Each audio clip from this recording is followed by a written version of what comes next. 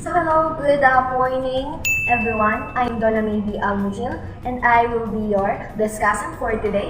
Welcome to our subject, which is ProfEd, and for today's session we are to discuss about the topic, which is the developmental task and education by Havighurst. Okay, so without further ado, let's start our discussion. Okay, but before that, let's talk about first what do we really mean by development.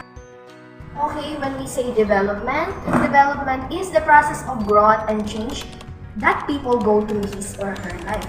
So that means in development there is a process. Okay, there is a process, which is, process means this is the series of action or steps taken in order to achieve a particular end. Okay, so there is a step, there is an action that you are going to do to reach or to have or to get that particular end, whatever it is you want to achieve. Okay, who really Robert Havighurst is? Okay, Robert Havighurst is a psychologist in the 20th century who developed a theory on how people develop through life. And he is also known for popularizing the phrase teachable moment in his 1952 book, which is The Human Development and Education. Okay, the one who developed the theory about the developmental task and education. Okay, according to him, we have the different stages of life. Okay, these are the different stages that people go through in his or her life.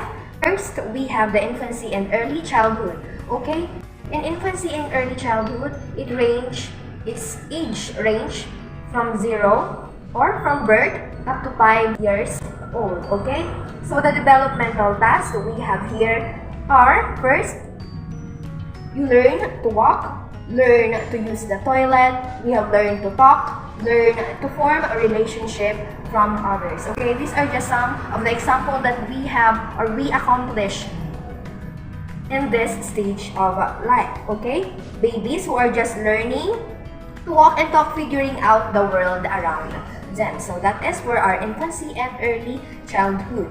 Second, we have the middle childhood. In this stage, we have the age range from 6 to 12 years old. Okay, so what are the developmental tasks we have here? We have, you learn school-related skills such as reading, you learn about conscience and values, you learn to be independent.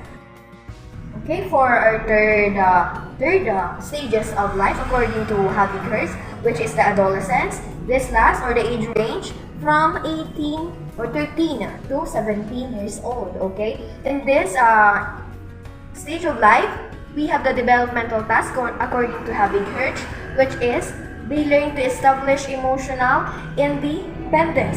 Second, learn skills needed for productive occupation. Third, achieve a gender-based social role. And fourth, we have established mature relationship with peers. So this is the stage of life wherein people get into some relationship. And for our fourth stages of life, according to Havighurst, we have early adulthood. So in early adulthood, it ranges from 19 to 30. This stage, it involves finding occupation and often finding a life partner as well. So what are the developmental tasks we have here? Just for example, we have, this time you are to choose a life partner, establish a family, take care of a home, and establish a career. Next to the stages of life is the middle age, which ranges age from 36 to 60 years old. Or from the other example we have, it's from age 30 to age 60. Some of the developmental tasks we have here are maintain a standard of living, perform civic and social responsibilities, maintain a relationship with spouse, and lastly, adjust to psychological changes. It is the time when most people start a family and settle into their adult lives. And lastly, for our stages of life, according to Havighurst developmental tasks, we have the later maturity, which age range over 60 years old. So in this stage, what are the developmental tasks? So these are to adjust to deteriorating health, to adjust to retirement, meet social and civil obligations, and lastly, adjust to loss of spouse. So here are the different influences. First is the biological influences, second, psychological influences, and third is the social influences. In conclusion, in his book he writes, a developmental task is a task which is learned at a specific point and which makes achievement of succeeding task possible. When the timing is right, the ability to learn the task will be possible. This is referred to as a teachable moment.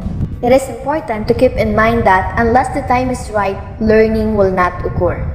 Hence, it is important to repeat important points whenever possible so that when a student teachable moment occurs, she or he can benefit to the knowledge. Development is the way a person grows and changes throughout his or her life. Robert J. Also, anyone who completely accomplishes this developmental task will soon be filled with happiness and satisfaction.